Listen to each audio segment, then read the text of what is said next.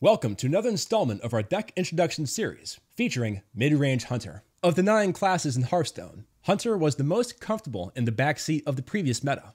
While Ongoro unleashed a diverse meta where Mage reigned supreme, there were few competitive tools for Hunter to rise as a potential counter to the meta, or even as a mid-tier deck list on the ladder. Not even the promise of Flare was strong enough to give the class an aggressive archetype to race against Freeze Mage. So Rexxar joined Gul'dan in the bottom tier of classes, until the Knights of the Frozen Throne emerged just over a month ago. The additions of Bearshark, Stitch Tracker, and Deathstalker Rexxar to the class provided Hunter a mid-range strategy that emphasized building board value over racing the face. It took a few weeks for the archetype to find its footing in the new meta, but mid-range Hunter has finally found success after the nerfs to Pirate Warrior, Jade, and Aggro Druid. Players such as Asmodai developed powerful hybrid lists that can pivot between aggressive and mid-range strategies. The first week of the post-patch Frozen Throne ladder is the first time in the Year of the Mammoth where Hunter was featured as a Tier 1 deck. In a meta where Prince Keleseth is becoming more prominent, mid-range Hunter has become one of the more reliable aggressive archetypes to climb the ladder. Mid-range Hunter is traditionally played as a control deck in the early stages of the game. You're building as much power on the board until enough has been established to close out the game. This is accomplished with turn-by-turn power plays, such as Firefly and Alley Cat on turn 1, Kindly Grandmother or Glock Crawler on turn 2, and so on, continually making as efficient use of your mana as your draws allow. The Hunter class is especially well equipped to support this hybrid strategy, thanks to beast synergies such as Animal Companion, Crackling Razormaw, and Houndmaster. With their offensive and defensive applications, mid-range Hunter has great damage potential while being well positioned to combat aggressive decks. Eaglehorn Bow is one of your best tools in doing so, and best represents the dual strategies the deck can adopt. Between removing a fifth of your opponent's life total, or clearing minions, your decisions should either cement your control of the board or bring you closer to ending the game. In any matchup where you are going first, Firefly and Alley Cat should always be sought out in your opening hand. When going second, Coin gives you a variety of opening plays, with a wide range of 2-drops to build your board. Crackling Razormaw will be one of your stronger turn 2 plays, with a beast on the board. But Glock Crawler takes greater priority in the now prominent Tempa Rogue matchup. Destroying a Bloodsail Corsair, Patches, or even a South Sea Captain later in the game, while establishing a 3/4 beast for 2 mana, gives mid-range Hunter a fighting chance against the rise of aggro decks led by Prince Keleseth. In all other matchups where pirates may not be expected, a player will rely on beast synergies and Eaglehorn Bow to establish an early board. Aggro decks typically apply significant pressure against mid-range lists who have weaker early game minions, such as Hunter. But Unleash the Hounds is one of several tools that can help you retake the board. The greater control you have of the game, the more devastating large drops, such as Bittertide Hydra and Savannah Highmane, will be against any deck.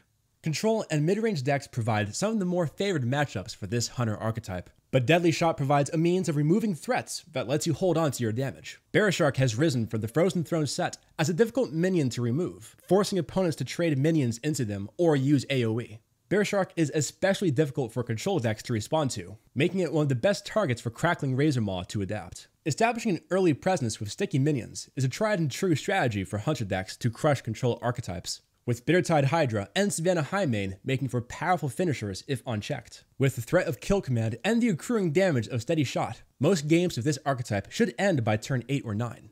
Kazaka's Priest remains at the top of Tier 1, with the nerf to Fiery War Axe removing Pirate Warrior as one of the only counters to the deck for now. Hunter players should always be cautious of Potion of Madness when playing a Kindly Grandmother, or otherwise risk giving the Priest opponent a 3/2 minion to answer your early game. This can be denied by playing Kindly Grandmother on an empty board to buff later with Houndmaster or Crackling Razormaw, or trading it at the first opportunity. One of the advantages mid-range Hunter has over Kazaka's Priest is their access to early threats and large mid-game minions. Without card draw, this should be taken advantage of to close out the game before the Priest can outlast your aggression. Crackling Razormaw has a wide range of uses in mid-range Hunter, either as a tool to push for substantial damage or to give your board even greater retention. Since this archetype of Hunter will struggle against aggressive decks such as Tempo Rogue and Aggro Druid, it should regularly be played to give you the greatest control over the game state as your adaptations allow. Hold out until you can drop a Bittertide Hydra or Savannah Highmane, and either will be powerful enough to force an opponent to have removal, or will otherwise close out the game on their own. With how difficult it is for the deck to regain control of the game once it's lost, mid-range Hunter players should emphasize value and board retention over anything else in their strategy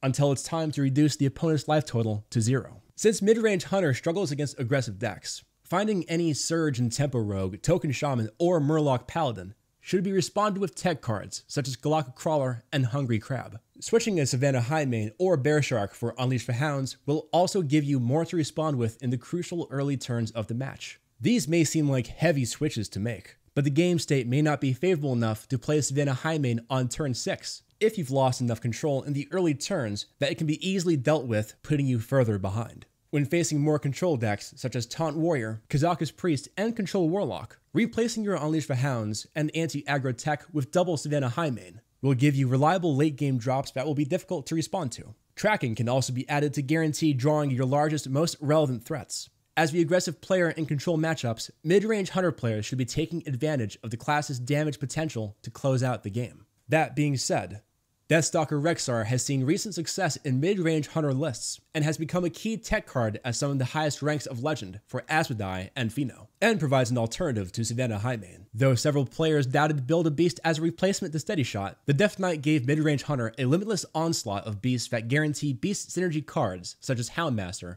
Crackling Razormaw, and Kill Command consistent late-game value. Finally, Spellbreaker provides the archetype with a response to common threats against a mid-range Hunter strategy. For instance, being able to nullify taunt buffs like Bone Mare and Spike Ridge Steed, or just large taunts like Primordial Drake and Jade Behemoth, will allow a Hunter to save minions and damage for closing out the game. Exodia Mage has been making a gradual return to the meta in response to the prominence of Kazaka's Priest, giving not only Spellbreaker and Deadly Shot greater importance in the matchup as a means of nullifying Doomsayer, but also gives greater reason for players to adopt a mid-range Hunter as a part of their ladder climbing lineup.